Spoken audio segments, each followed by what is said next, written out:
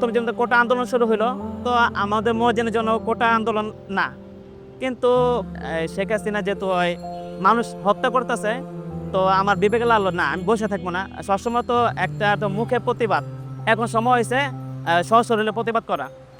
তো ৫ তারিখে আমি আসবো, কোনো গাড়ি ঘোড়া নাই, আমি হাঁটতে হাঁটতে আঙ্গো জালকুড়ি থেকে সাইনবোর্ড পর্যন্ত হাঁটতে আসলাম। কয়েকজন বলছিল যে এই দিকটা যায় না, গন্ডগোল হইতেছে। আমি কয়েক জীবন দিলাম কিন্তু জাম হয়ে জানো।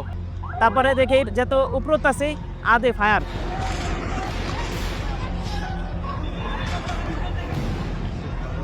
ওখানে ফায়ার কোন জায়গায় করতে পারি না, খালি চোদ্দ জায়গায় কোনো জায়গায় দেখি না। আর রোদের তাপ তো মানে বুঝতে পারতেছি না কোন জায়গাতে কি হইতেছে। তারপর হঠাৎ দেখে আমার পিছে একটা মেয়ে ছিল, মনে হয় এতখানি, আর লাগলো আর টাসকে পড়ে আলোগা। এই সবাই নিচে নামে গেলাম আমরা, মানে এই যে লুকে রইলাম, হ্যাঁ রেলিং এর নিচে বসে রইলাম। মাথা উঠাইতেছে আর দেখি একজনের অবস্থা খারাপ, কারো এই দিকটা লাগতেছে, এই দিকটা মুখ মুখ অবস্থা খারাপ। অনেকক্ষণ বসে রয়েছি, দেখি ফায়ার একটু কমছে। তা আমি কি এখন মনে ফায়ার করবো না। তো যাও যে এই যে ল্যাম্পোস্ট আছে না, এই ল্যাম্পোস্টের যে সঙ্গে আমি ফাঁক দিয়ে একটু তাকাইছি, ফার্স্ট আমার চোখে লাগলো গুলিটা, আমি এখন ছিটকে পড়ে এলাম গা। চোখ যে আমার গেছে গা, আমি বুঝি নাই যে আমার চোখ গেছে গা। এগুলা সব দিকে রক্ত পড়তেছে। তারপরে যে এই পাঞ্জাবি পরেছিলাম, আমি একটু পরে বুঝতেছি না আমি বাঁচবো না, যে অবস্থা এখান থেকে যাইতে পারবো না, কেউ তো বাঁচানোর জন্য আর নিতে পারবো না। তা আমি ইচ্ছা মতো কালিমা পড়তেছি।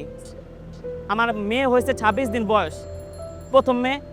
তো ওই আমার চোখের সামনে হাসতেছে, একবার কইতেছে, আমি মনে মনে কইতেছি তুই তো মানে এতিম হয়ে যাবি গা, তোর মানে দেখবো না।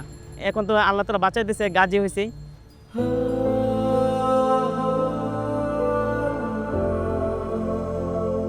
হ্যাঁ, মানে এটা 20 হাত দূরে থাকলে আপনার চেয়ারে চিন্তা কষ্ট হইব, চশমা ছাড়া।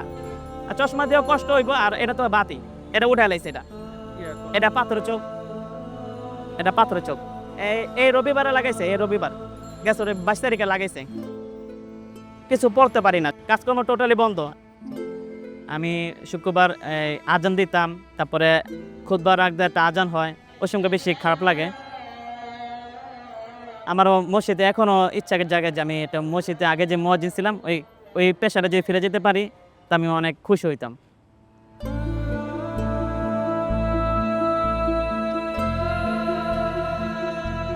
যে সরকার আসুক, এরকম স্বৈরাচার না হোক, সে দেশকে ভালোবাসুক আর দুর্নীতি মুক্ত দেশ গড়ুক।